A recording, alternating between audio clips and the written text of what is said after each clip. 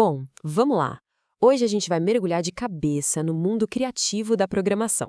A gente vai começar com um personagem assim, estático, paradinho, e passo a passo vamos descobrir como dar vida para ele usando o código, sabe? Deixar ele dinâmico e cheio de personalidade. Então, o nosso objetivo aqui é bem claro. Como é que a gente pega uma imagem simples, estática, e transforma ela num personagem com personalidade de verdade? Um personagem que reage, que interage nesse nosso mundo digital. Exatamente isso que a gente vai descobrir junto. Ok, para dar vida de verdade a um personagem, o nosso primeiro passo é adicionar umas camadas que são fundamentais, que fazem ele parecer real. A gente está falando de som, de comunicação visual e, claro, de movimento. E a gente vai fazer isso em 3 passos bem simples.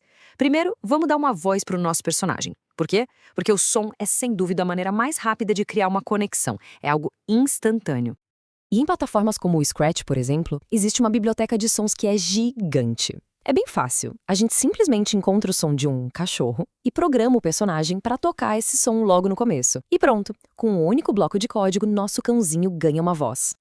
Mas, espera um pouco, e se a pessoa que estiver interagindo com a nossa criação não puder ouvir? Essa pergunta que parece tão simples, na verdade nos desafia a pensar de um jeito mais inclusivo, sabe? A buscar outras formas de comunicar a mesmíssima ideia.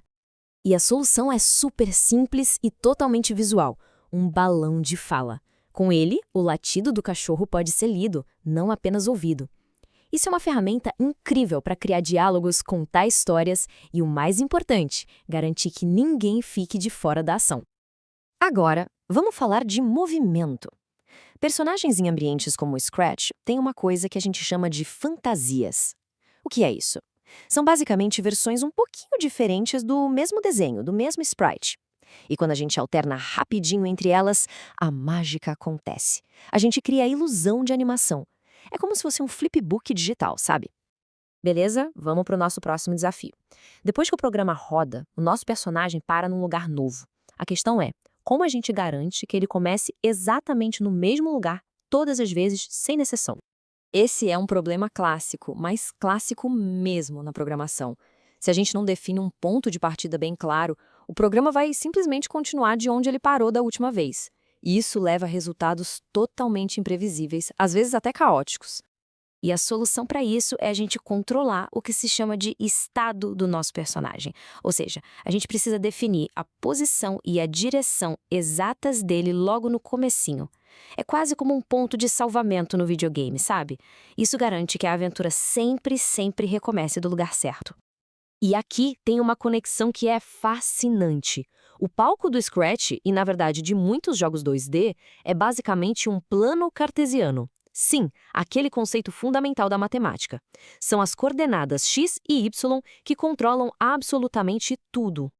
E isso é genial porque ilustra perfeitamente como a programação acaba reforçando outras áreas do conhecimento. Uma criança brincando com essas ferramentas está, de forma super intuitiva, aprendendo os princípios do plano cartesiano.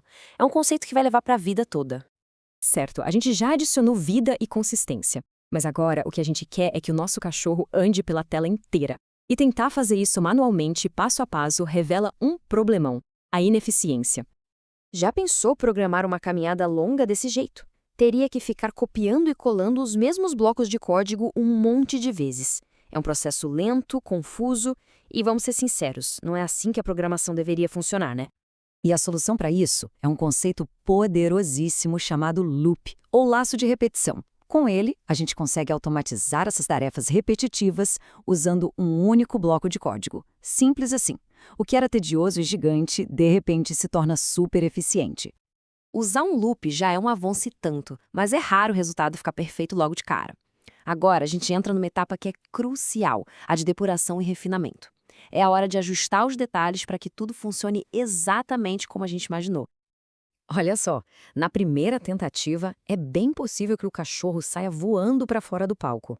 Mas é aí que a gente começa a refinar. Ajustando os valores dentro do loop, por exemplo, trocando mova 15 passos por mova 1 passo, a gente consegue afinar a ação para ter exatamente o efeito que a gente quer. E para fazer o personagem andar pela largura inteira do palco, a gente pode até calcular a distância. Nesse caso, dá uns 300 passos. Então, a gente simplesmente diz para o nosso loop, repita esse movimento de 1 passo 300 vezes. É a lógica pura se transformando em resultado visual. E isso tudo nos leva à mensagem central de hoje. Programar não é só sobre encontrar a resposta certa. É sobre experimentar, testar, é sobre brincar e descobrir o que é possível.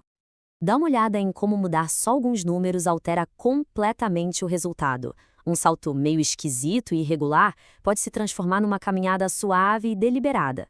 É exatamente aqui que a criatividade entra em jogo, no ajuste desses pequenos parâmetros para criar a animação perfeita. E assim, a gente percorreu uma jornada bem completa, né?